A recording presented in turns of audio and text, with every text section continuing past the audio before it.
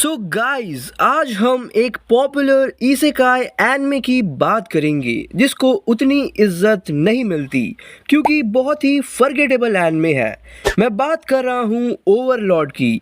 जब आप ये एनिमे देखते हो तब आपको याद रहती है, बट अचानक मान लो 4-5 साल बाद किसी ने आपसे पूछ दिया, भाई ओवरलॉर्ड कितना मस्त एनिमे है, अरे सीज़न 1 में वो फाइट्स जो है, और आप सोच में पड़ जाते हो क्योंकि सीज़न 1 में मेन एंटागोनिस्ट रिवील ही नहीं होता है।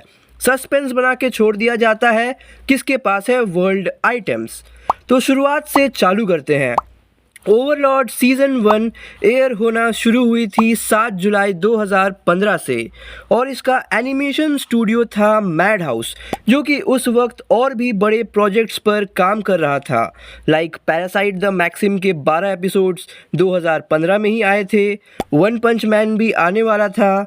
Death parade, my love story, ये भी उसी साल एयर हुए थे। तो ये मैंने इसलिए बताया क्योंकि सीज़न 1 में सिर्फ 2 कमियां हैं। सबसे पहले use of CGI and secondly cut content, और कुछ लोग चाहे तो लिमिटेड इमोशनल डेप्थ को लेकर भी कंप्लेन कर सकते हैं। तो अब आते हैं पॉजिटिव्स पर। सबसे पहले world building, secondly dark atmosphere, thirdly good music, opening ending दोनों ही कैची है, फोर्थली गुड कैरेक्टर डिज़ाइंस, और आखिर में प्लानिंग प्लॉटिंग इस एनिमे की मुझे अच्छी लगी। तो अब हम बात करेंगे इसके दुनिया की। साल 2138 AD में एक टर्म था DMMORPG, जिसका फुल फॉर्म है dive massively multiplayer online role playing game. तो यग्ड्रसिल एक DMMORPG था जो 2126 AD में रिलीज़ हुई थी। इसमें 2000 से अधिक बुनियादी और एडवांस्ड नौकरियां थी। प्रत्येक क्लास में मैक्सिमम 15 लेवल्स थे और इसलिए 100 लेवल्स तक पहुंचने के लिए कम से कम 7 अलग अलग क्लास लेनी होंगी।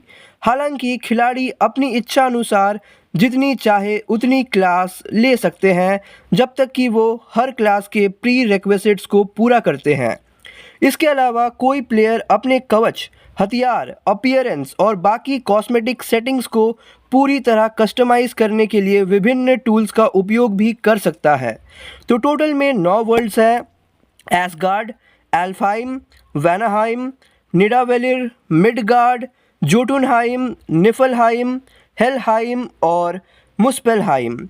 आइंस ओल गोन नाम का एक टॉप गिल्ड था जिसमें टोटल 41 मेंबर्स थे, और ये पॉपुलर इसलिए था क्योंकि उनके पास 11 वर्ल्ड आइटम्स थे और इन्होंने ही ग्रेट टूम्ब ऑफ नज़ारिक का निर्माण भी किया था, जो सबसे डिफ़िकल्ट डंजन थी जिसे कोई भी जीत नहीं सका। तो चलिए मैं आपको कुछ मेंबर्स के नाम भी बता देता हूँ। सबसे पहले मोमोंगा, टच मी, ताकेमिकाजुची, तबुला स्मरकदीना, अल्बर्ट एलन, शिज़ुयू तेन्सुजाकू, आनकोरो मोची, वेरिएबल तलिस्मन, गेनजीरो, पेरोरोनसिनो, बुकुबुकु चगमा-सान और हेरो-हेरो-सान। ग्रेट टूम्ब ऑफ नज़ारिक के हेड बटलर का नाम है सेबास। प्लेइडस नाम का एक कॉम्बैट मेड स्क्वाड भी था जिसमें 6 मेंबर्स हैं: Yuri alpha, beta, gamma, delta, epsilon और जीटा। ग्रेट टूम्ब ऑफ नज़ारिक के गार्डियंस की ओवरसियर थी एल्बीडो, और वो 7 फ्लोर गार्डियंस को सुपरवाइज भी करती थी, जिनके नाम हैं शाल्टियर, डेमिउर्गस, कॉकिटस, ओराबेला, मेरबेलो, विक्टिम और गारगांटुआ। तो चलिए अब बात करते हैं प्लॉट की। ग्रेट टूम्ब ऑफ नज़ारिक के 9th फ्लोर में एक राउंड टेबल था और ये आखिरी दिन था यग्ड्रसिल का बिफोर शटिंग डाउन। तो हेरो-हेरो-सान लॉग आउट मार लेते हैं, बट हमारा मेन कैरेक्टर मोमोंगा सोचता है जब ये आखिरी दिन है ही तो जब तक कि इसका सर्वर चलता है क्यों ना तब तक रुका जाए। तो वो staff of ions wool gown, एक गिल्ड वेपन को लेकर अपने थ्रोन पर जाकर बैठ जाता है और एल्बीडो की सेटिंग को चेंज कर देते हैं by writing she is deeply in love with Momonga, क्योंकि उसे लगा ये DMMORPG तो बंद होने ही वाला है तो क्या ही फ़र्क पड़ जाएगा।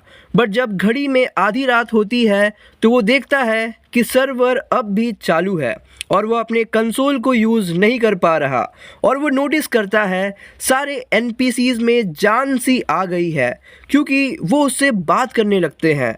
तो मोमोंगा सेबास को बोलते हैं, टूम से बाहर निकलो और नाज़रिक के आसपास के इलाके की जांच करो। और वो प्लेडेस को बोलते हैं 9वीं मंजिल पर जाने के लिए ताकि वो इंट्रूडर्स से उनकी रक्षा कर पाए। ऐसा उसने इसलिए कहा क्योंकि उसे समझ आ गया था कि वो उसी गेम में फंस चुका है क्योंकि वो जीएम और बाकी के गिल्ड मेंबर्स के साथ कनेक्ट नहीं कर पाता है। तो यहाँ से उसकी जर्नी कैसी रहेगी जानने के लिए देखिए ओवरलॉर्ड, जिसमें टोटल 13 एपिसोड्स हैं पहले सीज़न में।